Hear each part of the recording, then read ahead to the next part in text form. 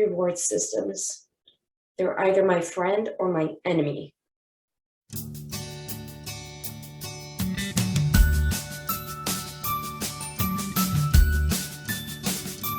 Hello everyone, I am Janelle in SLP Peep, and for the month of June, we are talking about therapy, how to do it, what to start out with, and even some techniques that are used inside the therapy practice.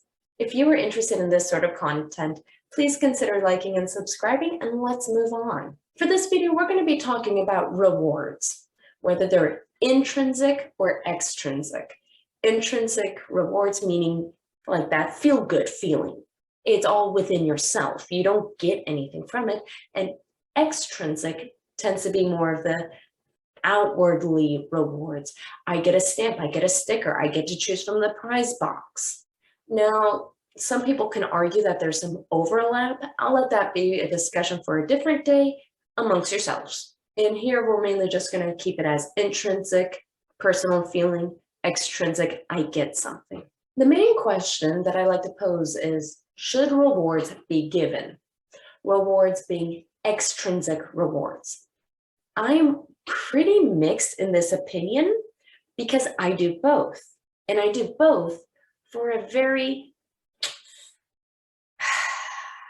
different reasons. Now, when I have my clients, I try to stay with more intrinsic rewards. With that being said, I don't always keep to intrinsic rewards. I do extrinsic at the same time, i.e. I give things out to my clients. There are sometimes when I offer kids stamps. There are sometimes when I have to offer stamps. There are sometimes when I offer some kiddos specific games or activities, partially because they requested. I'm so glad that they requested, but also because that's what they need, meaning that is what they're working for. So how exactly do I balance this? I feel like this answer is two parts. Number one is not very well, and the other part is it's all individualized. Sometimes for kiddos, especially when I am their first clinician, I start very intrinsic rewards. What this tends to look like is a child comes in with or without parent. We work, we play, we do our things, and they leave. Assign homework to them. Homework meaning let's work on this. Here are some ideas of what you can do at home. Now, why do I do that? They don't get a reward for coming in. They don't get a stamp or a sticker or anything. They just come in, they go, and it's like 30 minutes have gone. The reason why I like to start without rewards is because I don't want the kiddos to think I'm working for this stamp and then I'm all done. I would rather have kiddos come in saying, okay, we're working on this. I can work on it throughout the day or until they forget about it, in all honesty. I find that when a child works for a stamp and they know that if I work really hard in the room, I can work for the stamp, sometimes as soon as they get it, whether it's a stamp, sticker, toy, prize, whatever it is, they could just move on and not worry about anything else that they've worked on. I do not like having a ending time with therapy. I rather have therapy extend on a little bit longer. And plus, if they need a transition time, sometimes it's just the walk from my door to the lobby. Now, when do I use rewards and prizes and stamps and stickers and you name it? When do I use those? Well, I use them at the end of sessions, during testing, and other random times as well. But wait, you just said you don't like using them at the end of session and you don't like using them, period. What gives? Not all of my clients have me as their first clinician. There are some clients where I inherit them from other therapists and they've used stamps and stickers as rewards. One of my favorite ones is they actually work for coloring book pages. It works.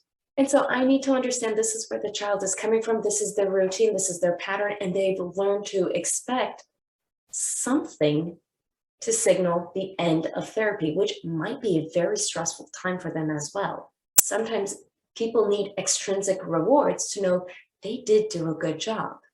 Think about it this way. Whenever you do a good job, whether it be working something at your home, at work, out in the community, and no one gives you recognition, that might be a little hard for you. I mean, this would include things like no pay raises, No, thank you for helping me with this really hard task. You make a beautiful garden and then people just don't care about it. There is a time and a place for extrinsic rewards, but only to be motivated by extrinsic rewards. We'll get into that in a bit. So yes, sometimes extrinsic rewards need to be put in place. Now with these children that are so used to extrinsic rewards, I do work on, let's do some intrinsic rewards. But there are a lot of things I need to take into consideration, such as what is the child used to? What have they been exposed to? Was this really hard for them? Was this easy for them? And even what kind of day is it today? Something else I actually had to take into consideration this past week was, can this reward, this extrinsic reward, be used as a speech opportunity? I had a kiddo that wanted to take toys home, so let's work on that. Let's work on take dinos home. Want take dinos home. I want take dinos home. We'll see if I get them back. I really hope I get those dinosaurs back. Now, is extrinsic rewards awful? No. Are they my go-to? No. But I still have them. Now, when else do I typically give extrinsic rewards? And all I have to say is, I was testing the kid, the school was testing the kid, and this kid was tested out. Now, I imagine there are a lot of people out there thinking they only work for rewards. To which I say, what else does a kid like? Is it something that seems so random and out there that you're like, no, they don't like that? Because sometimes what is rewarding for them may not be rewarding for us as adults. Also, are you giving praises as well as a physical reward? Yes, verbal praises are still technically extrinsic. You are giving something to them, but it's not tangible, which is starting in the right step if you want to go to more intrinsic. You realize that you're only giving one type of reward and you want to modify it and change it. It takes time. It's not a quick process and it's not linear, meaning it's not a straight line. Now for the question of the day. Do you find yourself more intrinsically motivated or extrinsically motivated? Personally, I am a mix of both, but I would like to say I tend to lean more towards the intrinsic. Thus, that's what I want to do a lot in my therapy, but I need to recognize extrinsic has its place too. And not all my clients are as intrinsically motivated as I am. Let me know what your answers are down below. I hope you have a terrific day.